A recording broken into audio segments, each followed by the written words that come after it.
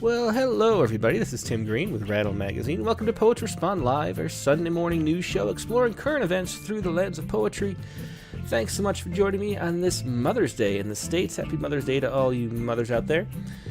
Before we begin, I should say that Rattle is a publication of the Rattle Foundation, a 501c3 nonprofit working to promote the practice of poetry. We've been in continuous publication since 1995 and are unaffiliated with any other organization. We just do this because we love poetry, and we love sharing current events through poetry, which is what we're doing now. If you would like to join the show, this is mostly an open line, so feel free to share anything you like poetry related that has to do with current events. I'll put the numbers up in just a minute. Actually, I'll put the numbers up right now. Why not? Turn down the music there and switch over to this view. So if you'd like to share a poem later in the broadcast, we'll be on for about an hour at the most. First thing you got to do is email it to openmic@rattle.com if you haven't submitted it yet. If you submitted it already, I already have it through Submittable, so you can just not worry about that aspect. But if you've edited it or you haven't submitted it, please do email it to us so we can show it on the screen as you read. And then after that, pick one or the other. There's either Skype or there's the regular phone. If you'd like to be on video, it has to be Skype, and my Skype ID is rattlepoetry, all one word. Just type that into the search bar in Skype, say hi, send a chat message, I'll wave back, and then I will call you when the time is right. You can also call over the phone, though. The phone number is 818-850-7727. That's 818-850-7727. Just call, let it ring a few times, then hang up, and I'll call you back when it's your turn. That is how we do the Open Lines call list. So I got to know you're here and you want me to call you, and that's how you do it. So Paulette Pashibin's calling up now.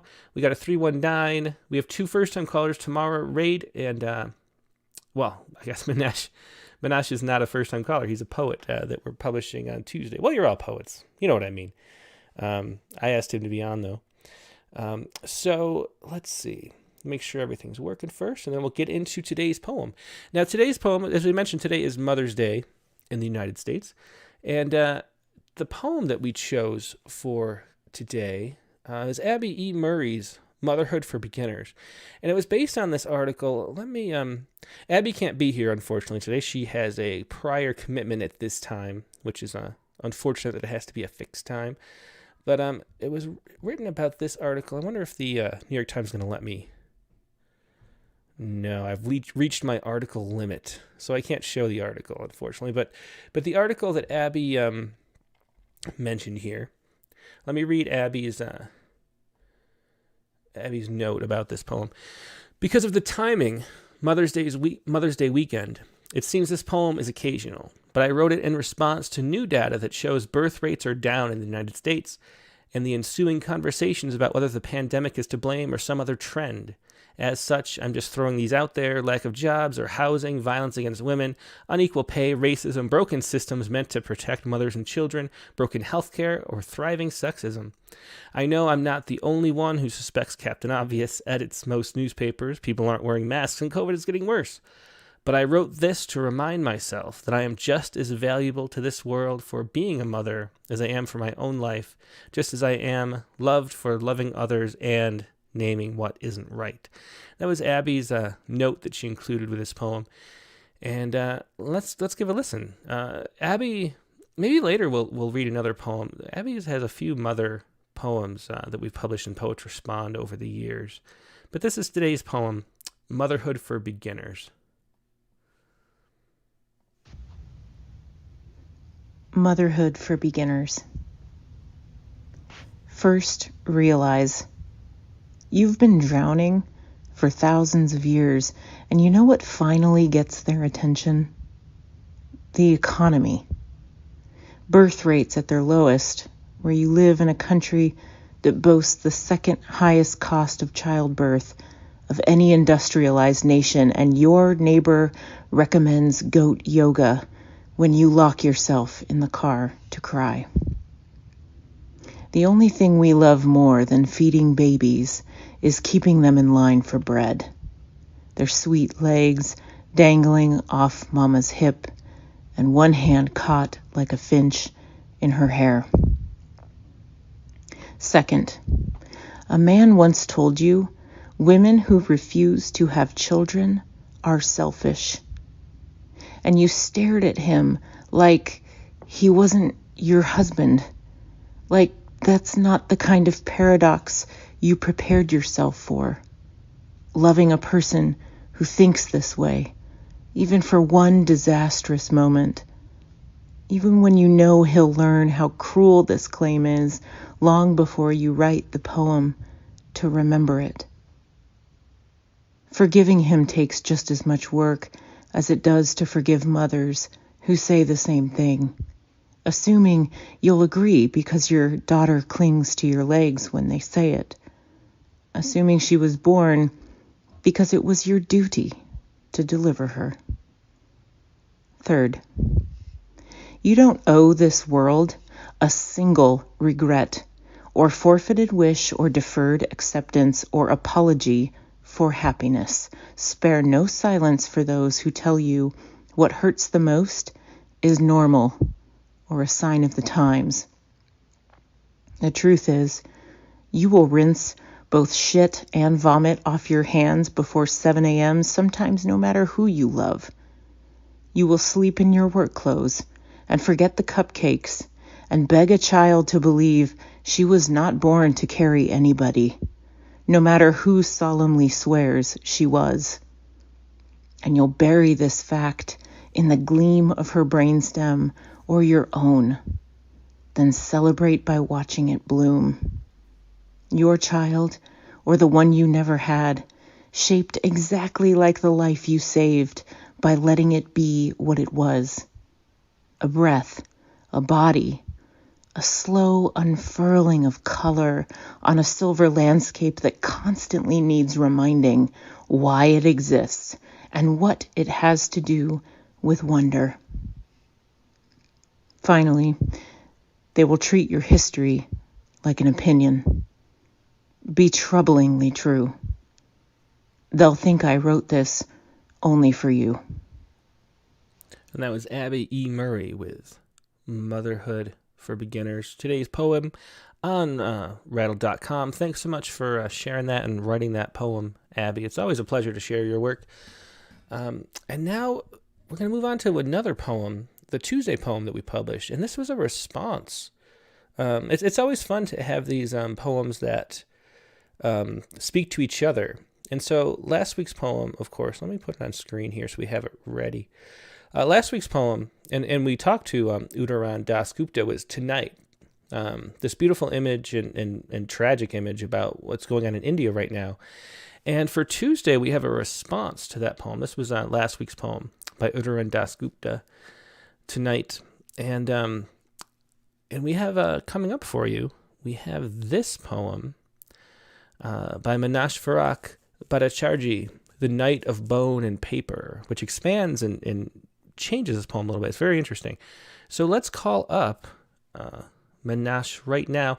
And before we do, let me tell you, because I forgot to remind you, if I call you, I'm going to be calling you from the future. There's a 30-second delay as the stream bounces around. It slings out to one place, then it goes to all the different servers it's being streamed to right now. That's why you can listen to it so many places. So there's a 30-second delay or so. It's kind of like the radio where they say turn down your radio when you call in. Make sure you hit mute at least on the stream when you call in and just talk to me through the phone. Otherwise, there's two me's you're talking to, and it's very confusing. So just a reminder to everybody when I call you, just especially if you're on Skype, it's best to just X right out of that window and then come back later wherever you're watching this, because that way it won't be using video bandwidth. Your bandwidth will be better too. But anyway, let's call up Manash right now and talk to him. It's about 9:40 in India right now, I believe.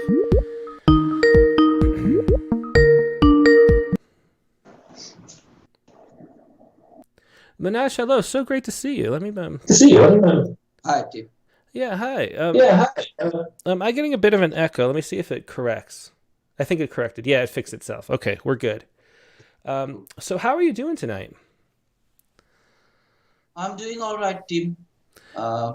There's a bit of rain falling outside. Mm-hmm. So the weather is slightly cool because we have had really hot days the last few days. So this is a bit of a relief from that heat. Mm-hmm. Yeah. Yeah. So, do you want to talk a little bit about just what inspired you to write this poem that we're going to be featuring on Tuesday, the night of bone and paper? Yeah. So this poem, when I read, I was quite struck by the very first line, and that first image of the night being as still as paper caught my imagination. And so as I kept reading, and the poem sort of ends very quickly, and but within a very perfect economy of itself. But for me, uh, right after the poem ends with the repetition of the image of the paper, Mm-hmm. that's where my imagination sort of took off. And I was sort of refusing to sort of, let go of that image of paper. And I felt that there was more that I really wanted to say on that image. And I really wanted to take it further. And so that was the initial spark which led me to really think on this poem and start working on it. Mm-hmm. And how are things doing right now in India? You know, it's a week later. Is it anything any better, or is there any sign of the wave, the second wave that's coming through, cresting, and maybe things slowing down a little bit, or is it just as bad as it was last week? Not very sure, Tim. We are still receiving news of of people dying, Mm-hmm. and still news of shortage of cylinders. Though there are hospitals and places who are trying to procure cylinders, but there are all sorts of hoarding and other kind of issues that we are reading of a very disturbing kind coming out in the press. And in fact, today I checked, the official sort of numbers uh, are around 20,000 people Mm-hmm. dying in Delhi itself. And yet, our journalists have told us that we cannot depend on these numbers. So the tragic thing is that that though it might be just about statistics, but statistics is never about only statistics, right? Mm-hmm. I mean, why would anybody want to lie on numbers? Then so there is definitely something behind this whole politics of numbers and Mm-hmm. death and statistics. So that is disturbing, and we are hoping of course that things slow down and because of the lockdown probably the virus stops spreading as much as it did. But I still have people I know who are going through a troubling period, and we are just wishing and praying for Mm-hmm. them. Yeah, yeah. I read too that it's starting to really take off in the rural areas too, where there's very little monitoring. You know, so the number, who knows what the numbers really are, right? Um, well, let me. I think I will read last week's poem just so people can see how yours spins off of that, and then you can read yours. I think that's what we'll do. Okay, so let me put this on the screen.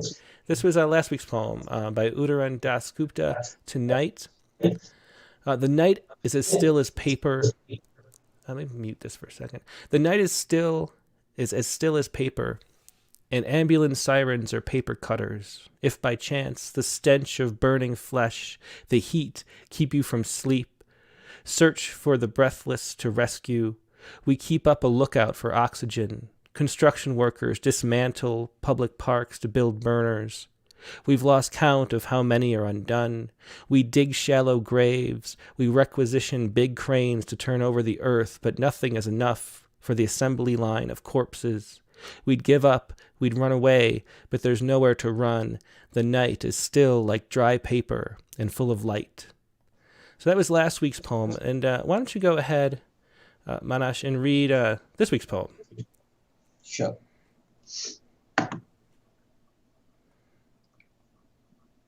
So this poem is titled "The Night of Bone and Paper." The epigraph is from Uttaran's poem. The night is as still as paper, from his poem Tonight. The night is a hard bone you cannot chew, an anguish stuck in your throat. The night is reams of paper burning in a crematorium.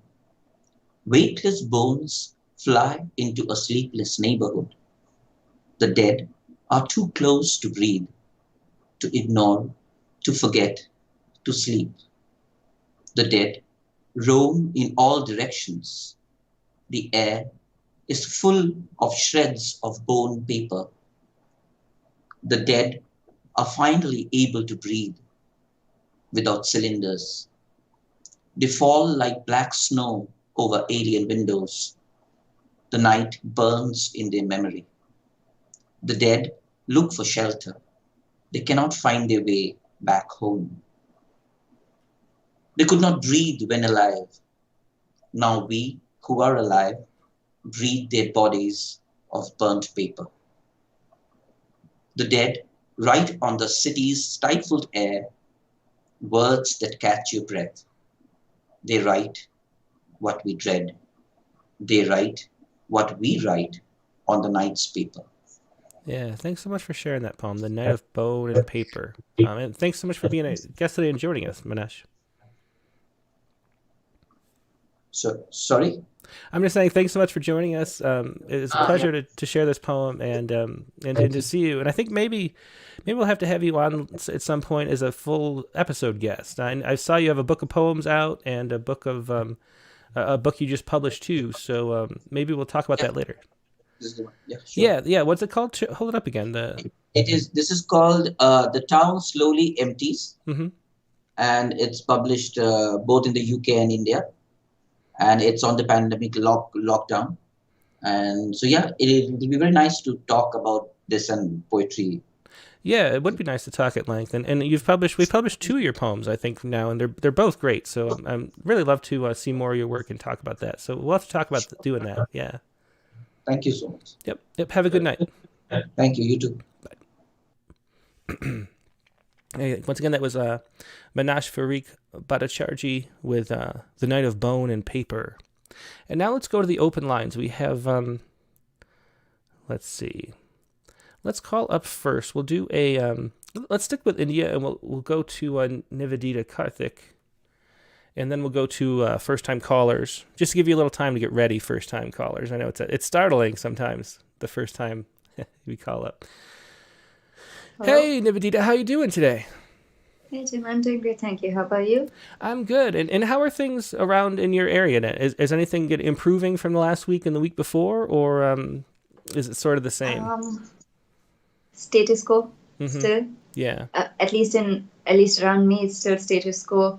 And we've had, I think, about 4 deaths in the apartment complex where I live. People have passed away due to COVID. Mm-hmm. I mean, 2 here and 2 in the hospital. But then, so there are news stories about how the government has procured more oxygen cylinders and more sort of vaccine shots. But then, if they're just procuring it, then it's obviously going to take more time for it to actually, for you to see the results on the ground, so to speak. So right now, it's still as bad as it was before. And the center has not imposed a lockdown, but then each and every state has started to impose lockdowns. So down south, we have 3 or 4 states that have imposed lockdowns. Up north here, about 3 or 4 states have imposed lockdowns. So I think people are trying to contain it as much as they can, but I don't think the situation is going to get better until people on the ground actually realize that they need to wear masks and sort of protect themselves. Because even now, at this height of the pandemic,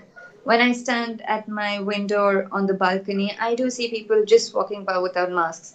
You walk about without masks and then you go, the government isn't doing anything. That really isn't going to help anybody. Everybody has to play their part, no matter how small it is, to contain this issue. So it's still bad. It's still as bad as it was when I spoke last week, and shows no sign of so far cresting. Yeah, that's too bad to hear. Let's just, fingers crossed, let's wait and The They people who have things died too. in your building, do you know the ages? Are they Two older? are young and two are old. Two are young. Yeah, that's what I'm worried about with the new Like, variant. I Yeah. think one was about 36 or something like that, and the other was in his also late 30s. I'm not sure how old he was. And the other two were sort of old, like 60s. Yeah. So, but I mean, death is just no matter which age you pass away at. But yes, both young and the old are dying. There's no discrimination, age discrimination here. Yeah, yeah. It's just scary to watch. So hopefully you stay safe, Nivi. But what do you want to share with us today? Lightening the mood as usual. So this is basically, I saw two news stories and I sort of clubbed both together. So one is about this advert for a job where you're basically supposed to take naps and then they measure how well your nap was and how your productivity is improved after that. So you basically get paid to sleep. That's your job.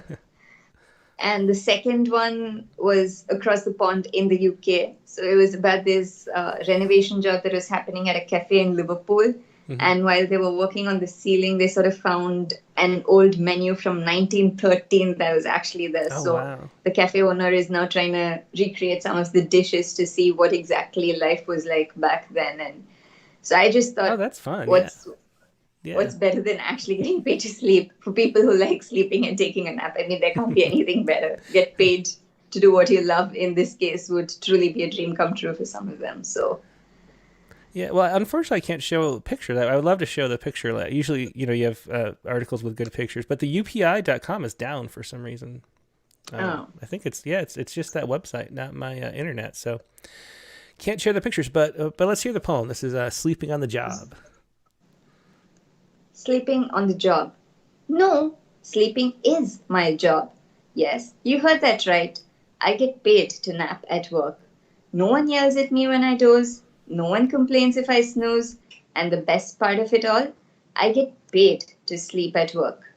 Nothing says decadence like a nap during midday, and getting paid for it is just cherry on the cake. Yes, I can have my cake and eat it too. Yawn, yawn, stretch, stretch. Now I'm ready to take on some work. I slowly lumber out to start a reno project for a cafe in Liverpool. It's ceiling day and the rafters are getting a good polish when, with a whoosh and a flutter, flies down a tattered yellow parchment. Is it a will?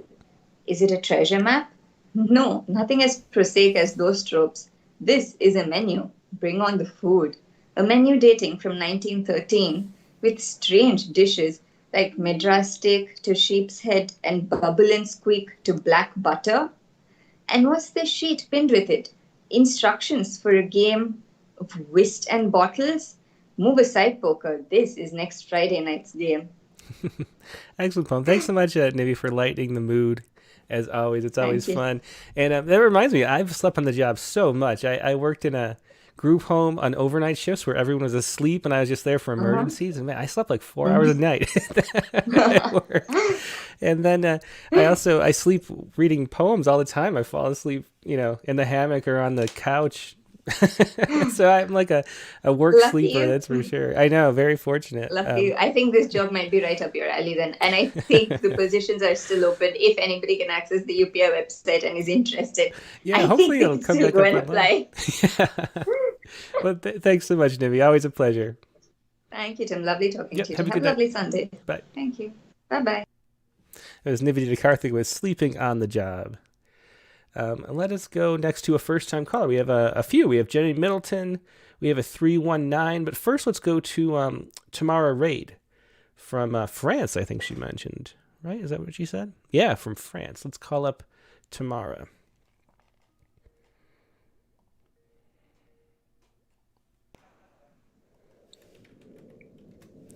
Hey, Tamara. Great to see you. Thanks for calling in. Hello, how are you? I'm doing great. And so you're calling from France, right? I am from France, but I'm calling from London now. I'm in London. Okay. Well, great. Well, how are things going in London? Pretty fine. So the cafes and restaurants are reopening slowly. Yeah. And what did you want to share with us? So it has to do with the fact that, the bars are reopening. And so I read that the newspaper titles this week were worrying about what the future might hold, and what the post-COVID life, let's say, would look like. And as a student, I was also feeling concerned and slightly worried about this life after the virus. So I decided to write not a letter of complaint, but let's say an open letter to the future. Well, let's hear it. I'm curious what your perspective is here. Let's go ahead whenever you're ready. I'll put it up on screen. An open letter to the future. Dear future, I don't know what you hold, but could you please hold me? Rock me with both your arms, and don't ever, I said ever, let me down. You got everyone talking about you, on the newspaper's front page, in the streets, inside my mental cage. But we haven't been introduced yet. Would you please stroke me with your icy fingers, leave your silver mark on my cheek? Let's meet where the feeling lingers and call each other once a week. Dear future, everyone's talking about you, but no one knows how you look like. Maybe we have already met and this is it, a rushing subway train into the nowhere. Maybe you're not only holding me, but 7 billion people that hardly fit on your arm. To my future, I don't know what you hold, but could you please hold me? I don't know what's your plan, but could I please settle and live in a wrinkle of your hand? Excellent poem. Thanks so much for sharing that. And yeah, the future, is so indeterminate right now. I mean, we just don't know, and we haven't for so long. Yeah, hopefully we'll be getting on top of this though. And I think with a vaccinated population and with so many people having it, I think the virus is now can be pushed toward weaker versions of it, and maybe we'll just we'll get back to normal pretty soon. Let's That'd be hope nice. so. Yeah, let's hope so. Well, thanks so much for sharing that. Really appreciate calling in. It's always a pleasure. Thank you so much. Yep. Thank you. Bye. Have a good rest of your day. Bye. Yes, that was Tamara Raid with an open letter to the future. And now let's call up another first-time caller. This is a 319 number. And let's ring it up and see who that is. I wonder, a few people here that it could be in my email list, but we'll see. Hello? Hey, this is Tim with Rattle. You're live on the air. Did you want to share a poem? Yes, thank you. This is L.A. Solomon. Thanks so much for joining us. Let me try to find your poem here. Let's see, it's not there. Can you spell your name really quick? The open mic Yeah, this is email. yeah. Oh, it's in the open mic email. Okay. Oh, Laura Felleman. Oh, my last name. I got it. Yeah. Yeah. Okay. Perfect. Yeah, I thought you said with an S instead of an F. So I was looking for the wrong. That happens a lot. So what was your poem about? Well, the news came out about Bill and Melinda Gates' divorce. Oh, yeah. And I felt sad, which surprised me because we're not close. You could say we're total strangers. So I was curious about this idea of sadness and empathizing, and the poem just kind of took off from there. Well, interesting. Well, let's hear it. Yeah, it's interesting. 'Cause I kind of feel the same way about that, but well, let's hear your take on it right now. Okay. Sacre coeur. A degree of sadness that ignites the heart. Are you still there? Uh-oh. Duke Hastings exits Brigerton bereft. Nearer to treeless city parks distraught. Yesterday leafy, today denuded, disconsolate. Once living trunks, now dead pyres, devastated. Jesus. Up your phone. I don't know if you can hear me. Your phone keeps cutting out. I think I'm gonna I will read the rest of the poem for you since we have it up on screen here. Yeah. Sorry. Your phone keeps cutting out, so I'm gonna just read the poem myself here, but I'm looking forward to that. So just hang on a second. I'll read it for you so we get the whole thing. Okay. A degree of sadness that ignites the heart, more than Bill and Melinda divorce, sad. Different than Duke Hastings exits Bridgerton, bereft, nearer to treeless city parks, distraught. Yesterday leafy, today denuded, disconsolate, once living trunks, now dead pyres, devastated. Jesus squats among the remnants, accepts their weight when they lean in. You have ministering angels who can do that. I want to stomp, but the recently have been departed rest their heads on his shoulders, their wails close to his ears. I don't believe he would hear me. This is below your pay grade. You're in the wonder-working business. I try to curse, but the desolated have fallen into his lap, their snot soiling his undyed robe. I don't expect him to hear me. Very cool poem. Thanks so much for sharing that. Very interesting. So you why? did a wonderful job reading it. Thank you. It was a little tricky with all the hyphens, but I love it. It's a great poem. Thank you. What I was thinking about this, I was thinking about this the other day, is like, why do I feel like let down? And it feels like because Bill and Melinda Gates seem like the most together people, maybe. Like they have their shit together, you know what I mean? Like they're supposed to be saving the world with all the vaccines and the foundation and all the things that they do. And to have them, not have it together enough to keep their marriage together is a little, I don't know, disconsoling or something. That's my opinion of it. What do you think about that? That is a very good perspective. I guess I went to but they have children. I feel sorry for the children. But yes, their foundation, the good they're doing in the world, and that their love didn't hold each other together. Yes, I think you make a very good point. How many children do they have? I didn't realize. I hadn't thought of it or checked. Do you know? No, I'm sorry. I don't know.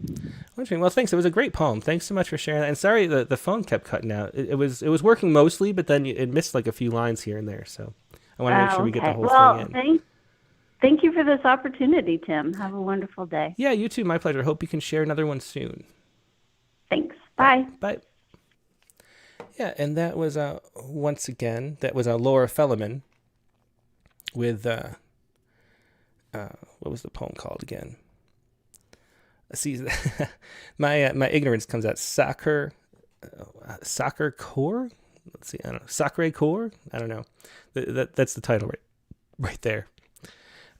There's nothing worse than trying to pronounce words that you have no idea what they are. Let me look up. I don't even know what that means. And this is what I do. If I'm reading submissions, I am Googling constantly because I want to know this stuff. So this is the Basilica in Paris. Interesting. Okay, let us go to the next caller.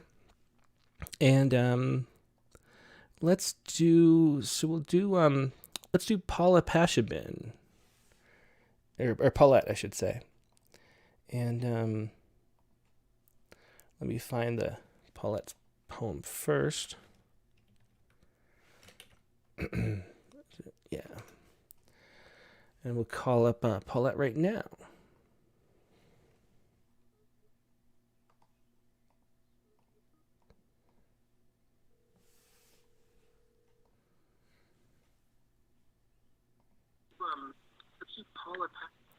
Hey, Paulette. Hello, Tim. Yeah, how you doing? Hi. I'm doing well. How are you doing today? I'm doing great. What did you want to share with us this morning? Well, I have a really short poem called Hard to Make the Good Things Last. And there was a story last Sunday's CBS News program about a concert that the Flaming Lips conducted in Oklahoma City. I think the concert was way last March, and maybe other people already wrote about it, and I missed the show or something. But in any event, it was quite an accomplishment because Wayne Coyne, I think his name is the founder of the Flaming Lips, and he had this idea while he was driving down the road that he would put everybody, all the concert goers and the band, in big plastic bubbles, because of COVID. And so he devised this way to do it. And they made these gigantic plastic bubbles, and they would hold up to 3 people in each bubble. And then the bubble would be filled with lawn blowers. Oxygen would be in it. And then people were inside these bubbles throughout the whole concert. And they had little signs that they could hold up that, that would say things like, it's getting hot in here, or I have to go pee, or, But when you saw, and it's on YouTube, CBS's segment about it is on YouTube. And that's the link that I sent to it. Too bad you can't call that up today. Actually, but, I can't. I was about to. Why don't I? You're not going to be able to hear this, but I'll play a little. I think I found a part of the clip that people can watch. So just a second. That would be good. It's beautiful. It's just gorgeous. So. Yeah. So you're not going to be able to hear this, but I think, but everyone will almost see and hear it. So this is it's a part of music history. We really think that. Here we go. 3 audience members were zipped into clear vinyl bubbles. We're filling up the bubbles. Inflated with leaf blowers. And there's the concert. And I think so these lucky few could see their favorite band live and COVID safe.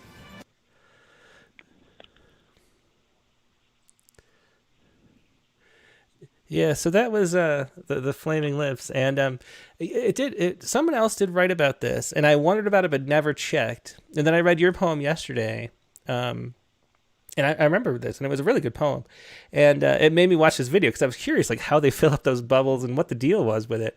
For some reason, March, when someone wrote about it, I didn't. So thanks for the opportunity to share and see that, and I recommend everybody check out this CBS Sunday morning video. It's like a 10-minute segment that features the Flaming Lips concert here, the Bubble concert. But let's hear your poem, Paulette. Okay, it's got a few of lyrics from the Flaming Lips in it, but the title of it is from their lyrics as well. It's hard to make the good things last. I bubbled to you, notes scrawled on napkin, inviting me to play in your particular orb, such a lovely sail away. Until the bubble burst. Congress lives inside a bubble, all that hot air rising like the Hindenburg. Pop go the weasels. Do you realize that everyone you know someday will die? Put me in a space bubble. Fly me to the moon. Let me feel your flaming lips. It's getting hot outside. Yeah, great little poem. I love that. Thanks so much for sharing it, Paulette. Thank you, Tim. Bye-bye. Bye. Yeah, and that was Paulette Pashabin with Hard to Make the Good Things Last. And do look up that clip. That's a fun concert. We'll call up Jenny Middleton, then I'll read Carlton Johnson's poem. Then we have, who else do we have? We have Angela Gartner would like to call in, Richard Westheimer. And that'll probably fill up the time. So that'll be good. But let's call up Jenny Middleton right now.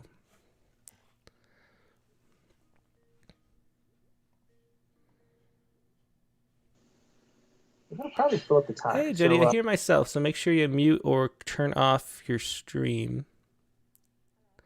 Hello. Yeah, great to hear you. If you want to come on video, you're not, but it's... Okay, I thought we had pushed the thing. Maybe not. Yeah. Try again. No problem. Trying. Well, while you're doing that, I'll pull up your poem. Okay. It's the camera is it's between the hang up button and the microphone. But if you just voice is fine too. I'm on a different. For some reason it's from a different screen. Hang on, let me just.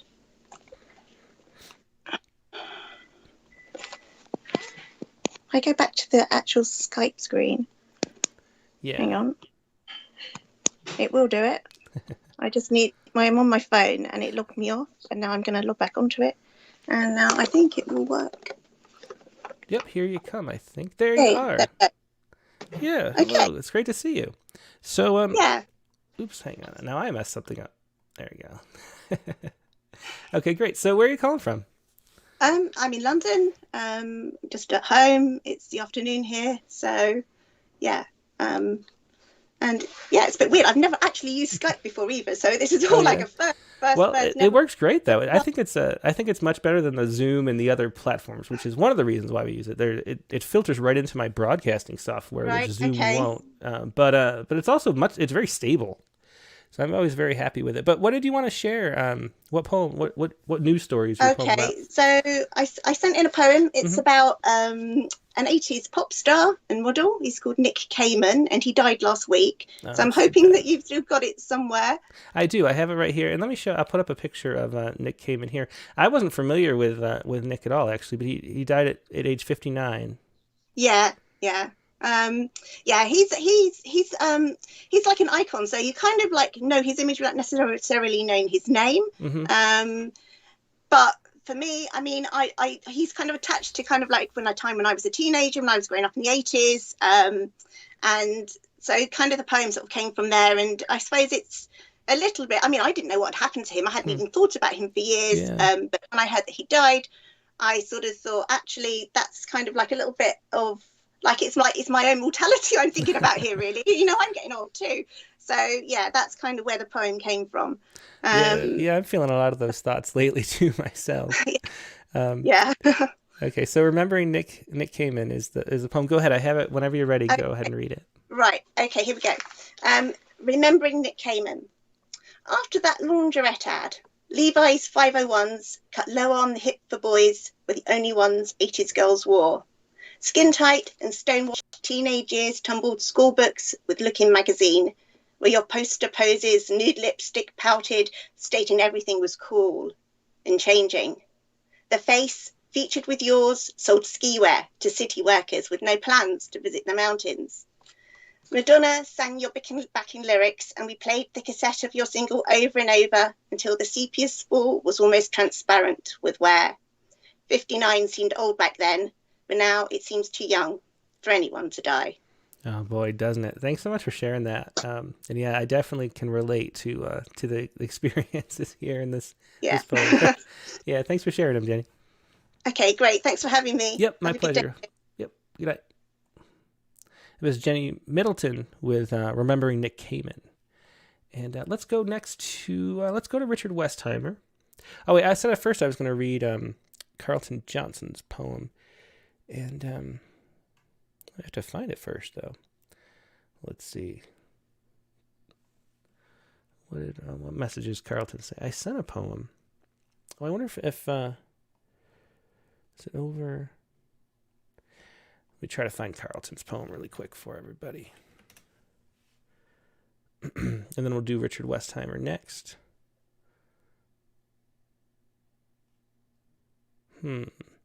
Well, maybe I can't find Carlton. Let me check my spam folder. It's no spam here. Well, send it again, Carlton, to openmic@rattle.com, and I'll read it before the end of the show. Okay? And Vidya Venkat is here too. We're going to do Richard Westheimer next. Then we'll do Angela Gardner, Vidya Venkat, and that's probably the end of the amount of time we have. Hey, Richard, how you doing today? Good. Sorry, I messed up that pickup there. It was. Oh no, it's not right. I mean, everybody does a great job with it. So how you doing today, and what are you writing about? So I wrote about the ballot counters in Maricopa County, holding out hope. Yes. Well, and they it turns out they were searching for bamboo strands in ballots because China, must be China. And I thought about, my original thought was China. What else might they find out about China other than bamboo strands? And I went back to that Anthony Tao interview that you had, and he had recommended an essay called 19 Ways of Looking at Wang Wei. And being somebody who's never been able to appreciate old Chinese poetry, I decided to really dig deep into that to find out whether I could. And the essay really helped, and that's sort of where the poem led me, was to an appreciation of Wang Wei. Yeah, very good. Yeah, this was a cool one. I remember reading that yesterday, too. This is the Ballot Counters Read 19 Ways of Looking at Wang Wei. I'll have it up. Go ahead whenever you're ready. Sure. And just a note that the left-hand column is Gary Schneider's translation of Wang Wei's Deer Park, and the left-hand column are sort of quotes and paraphrases from the ballot counters. Mm-hmm. Maybe the ballot counters read 19 ways of looking at Wang Wei. Empty mountains. We ballot counters examine each. No one to be seen with a fancy 5K camera. Yet, here, because we've heard human sounds. The Chinese stuffed the boxes, returning sunlight. We're looking for enters the dark woods, bamboo fibers, again shining, in the paper, on the green moss. I think we need to know above, don't you? Perhaps the men of Maricopa had questions without answers, cast the I Ching, blank ballots like yarrow stalks divining thunder over water, delivery from misdeeds. But I think they saw what they were looking for, much like the stuffy translators of Wang Wei's Woods, who read them merely as verse, words to be rhymed, tamed on a page, locked into lines, soldiers demanding to be heard. But what if in those fibers the counters found empty mountains, where they sat still, listened for echoes, watched as the fading sun shone on moss hanging from the trees? They could go home and breathe, free from their fevered dreams. Yeah, great poem. Thanks as always for sharing that, Richard. I love the those fibers the counters found empty mountains. That was my favorite line there. I remember that. Thanks. Yeah, the one thing that was interesting about the story, though, I happened to read it, and it's just driving me crazy. The CNN article that I read was sort of like acting like the guy there was like a crazy conspiracy guy. He was actually trying to debunk the crazy conspiracy theory online. Like he was trying to prove there was no bamboo to get rid of it. You know, it was one of those things where the headline did not like follow the content, and I was kind of anyway. That's a side story. I missed that part. Incidentally, about that line, one of the things about Gary Schneider's translation is the difference between him and the other ones is that he spent time in the mountains. Yeah, and so he realized that the translation of this poem wasn't about like getting it into a poem, but it was about reflecting the experience of being in the mountains. And that's what made Gary Schneider such a great translator of Chinese poetry. Yeah, he's an amazing person, and love Gary Schneider. Yeah. Thanks so much for sharing that, Richard. Yeah, thanks, Tim. Bye. Yep, bye. Let's see. Now let's go to we did the 319. Let's do Angela next. Let me see if there's Carlton's poem. It might have just been delayed on the server. So it's a Mother's Day poem, and there's a link that he included to Brood X is almost here. Oh, hang on, there's just auto playing video. It's just a commercial. But this is Carlton's article that he included with his poem. Let's see. Oh, it's not popping up. So you'll notice Rattle.com never has pop-ups. I hate popping. I hate things popping up. I like peace. I want my internet to be peaceful, and this thing is... Anyway, Brood X is almost here. Billions of cicadas to emerge in the eastern U.S. And then we have see, look at this stuff. Why do they got to do it? It gives me headaches. But anyway, here are the cicadas that are emerging. And this was Carlton Johnson's poem about the cicadas. Happy Mother's Day. And this is by Carlton Johnson. Happy Mother's Day. We are the many, the multitudinous, the semi-diaphanous, winging our way to your hearts, to the drums of your inner ears, happy to provide the buzz that everyone is buzzing about this year. This year, after waiting 17 years, we will emerge and thank our mom with a loud staccato song. And that was Happy Mother's Day. And interesting, yeah, think about the mothers of those cicadas. Very interesting. Thanks so much for sharing that. It was Carlton Johnson with that poem about the the cicadas emerging. Has anybody out there seen them? I don't know. I don't think they are on the West Coast. I think it's just an East Coast thing. I don't really know the details though, but thanks for sharing that.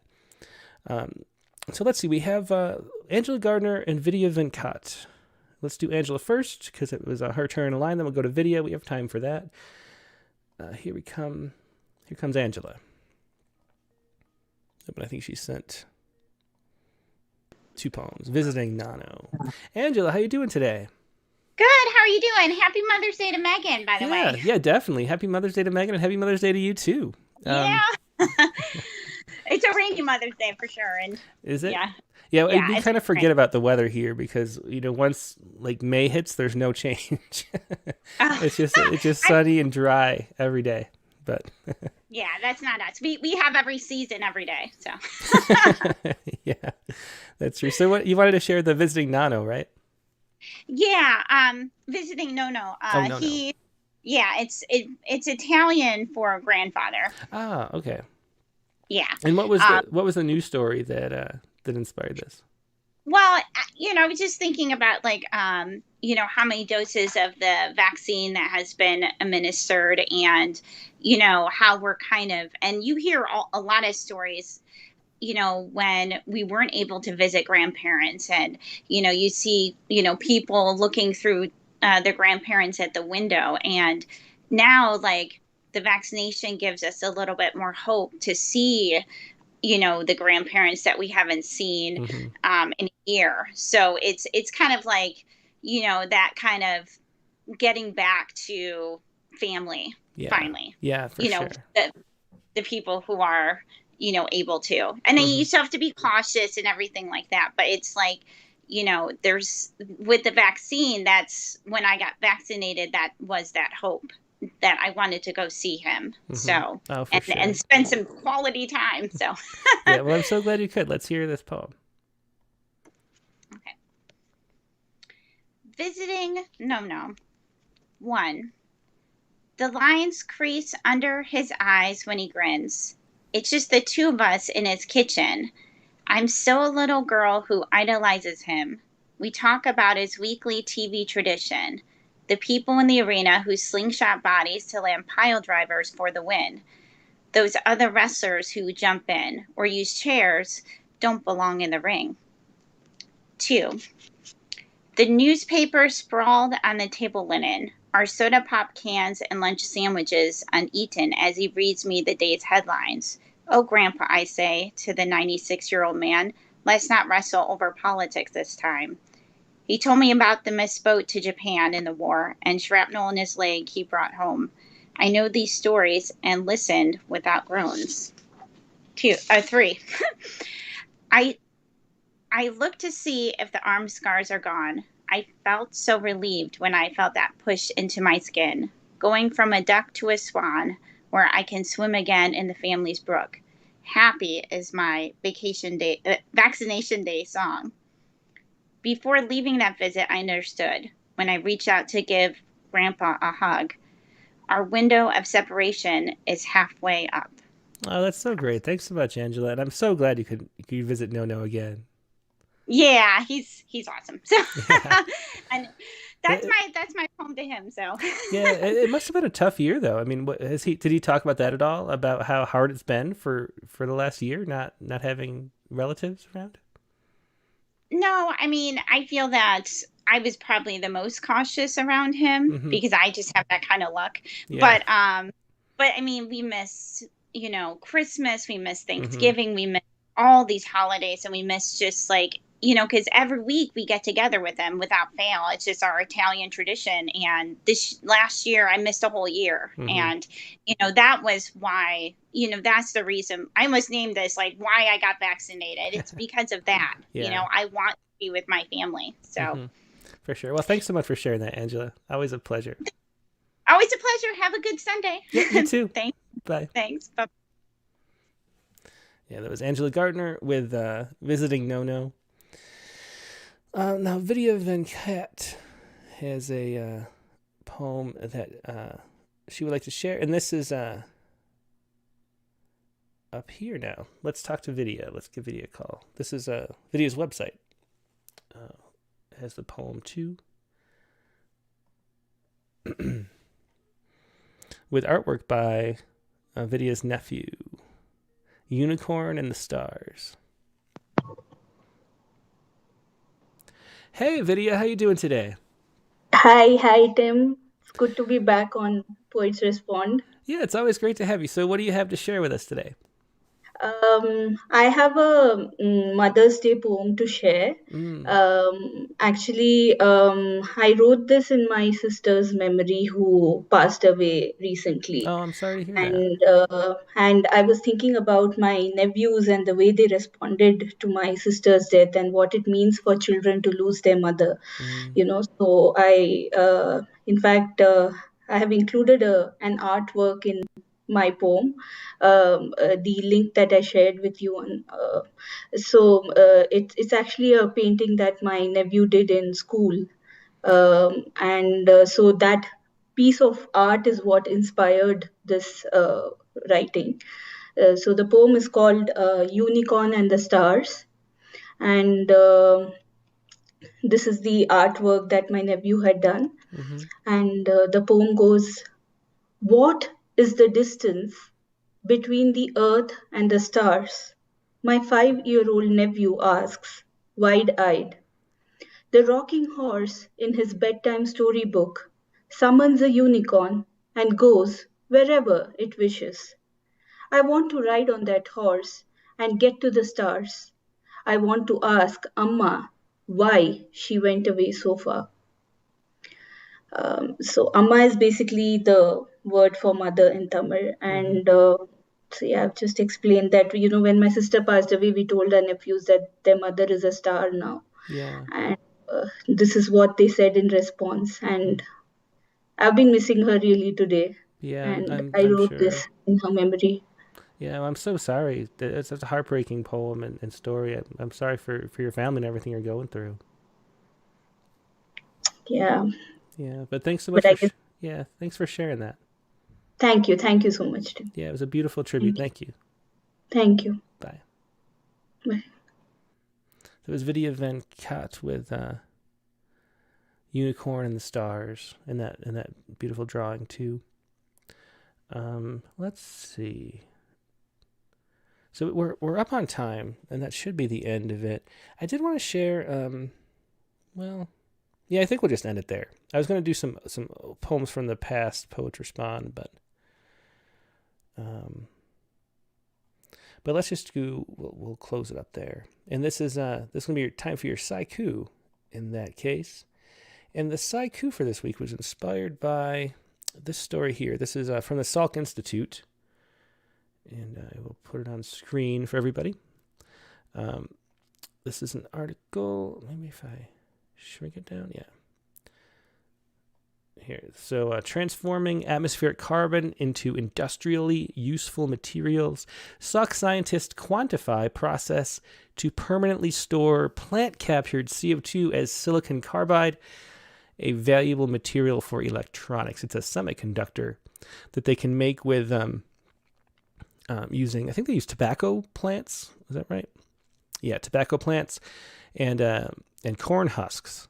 And but the interesting thing here is that they're talking about how they can use this process to get rid of carbon from the atmosphere in a useful way. But if you look down, the process involves heating the material up to 1,600 degrees Celsius, and they're only able to capture 14% of the carbon that is used in the production of it. So it's really another example of 70% of the energy going into production too is used to run this furnace that petrifies it. And so it's an interesting example too. If you're serious about climate change, in my opinion, nuclear power really has to be an important component of it because we need energy. And anyway, so that is my article. It was interesting to see that you could make this just out of silicon carbide out of plant matter. And silicon carbide is used in, it's a semiconductor used in electronics. It's used in as an abrasive too. There's a lot of uses for it, and it's a rare mineral. So being able to use it and having a functional use for it is really important and really great for just the economics of environmentalism, I guess you could say. But we need energy, and that's an important aspect. So this was my haiku based on this article. All that carbon to capture carbon carousel. All that carbon to capture carbon carousel. And that is your little haiku for the week, and hope you have a good one. Now, this week's guest on the Rattlecast is going to be Michael Mark. And as you know, Michael Mark was the featured interviewee in Rattle number 71, so you know a lot about him already. It's a great opportunity to ask any follow-up questions, go into more detail about the things we talked about in the interview. Michael is had owned an advertising agency for a long time. He is a Buddhist. He's a very interesting person, a great poet who does not have a book, which we have to talk him into publishing a book at some point, because he has hundreds and hundreds of published poems, but hasn't put a book out yet. He might have to start with like his collected or something like that. But that is Rattlecast number 92, this Tuesday, May 11th, with Michael Mark. And the prompt for this week was so this was this LitHub article details the 32 most iconic poems in the English language. Read or reread a few and write a poem that replies to one of these works. So if you go to rattle.com/rattlecast, you'll see the link to this article. And there's 32 iconic poems, they say. And write a poem in response to one of those. If you don't go to this article, you could write a poem in response to a different iconic poem. Just write a poem in response to an iconic poem. And it's interesting, ironic, because we have a response poem as the Poets Respond poem on Tuesday too. So it's always interesting how things like that play out. But that is going to be your Rattlecast number 92 on Tuesday, May 11th, 9 p.m. Eastern Time with Michael Mark. Hope to see you then. Hope you have a great rest of your Sunday, and happy Mother's Day too to all the mothers out there. Have a good one. Bye.